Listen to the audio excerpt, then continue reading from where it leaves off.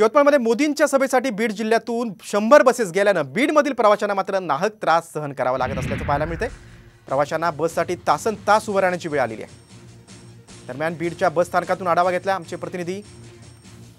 बीड जिल्ह्यातील प्रवाशांची गैरसोय होते। यवतमाळमधील सभेसाठी 100 एसटी बसची सोय केलेली आहे। याचा फटका मात्र बीडमधल्या प्रवाशांना बसतोय, कारण मोदींच्या सभेसाठी बीडमधून 100 बसेस रवाना झालेल्या आहेत। याचा आढावा घेतला आमचे प्रतिनिधी विनोद जिरे यांनी। पंतप्रधान नरेंद्र मोदीच्या सभेचा बीडमधील प्रवाशांना त्रास सहन करावा लागतोय।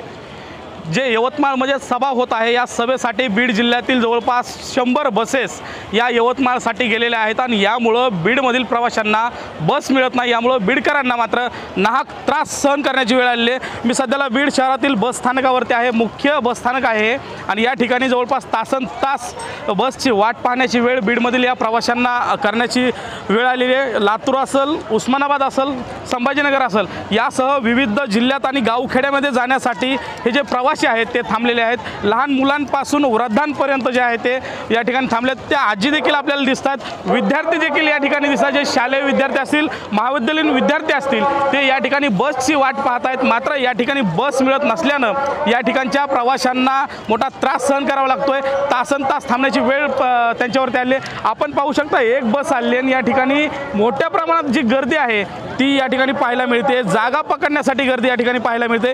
एकूणच जर पाहिलं तर या ठिकाणी सर्व सामान्य नागरिकांना सुविधा देतोय आम्ही असं या ठिकाणी सांगितलं जातंय। मात्र त्याच सर्वसामान्य नागरिकांना या ठिकाणी सभेमुळे त्रास सहन करण्याची वेळ बीडमध्ये आली। त्यामुळे आता सरकार आणि जे प्रशासन आहे ते एखादी सभा असेल तर या ठिकाणी या प्रवाशांसाठी येणाऱ्या काळामध्ये कसं नियोजन करणार हे देखील पाहणं महत्त्वाचं मानलं जातंय।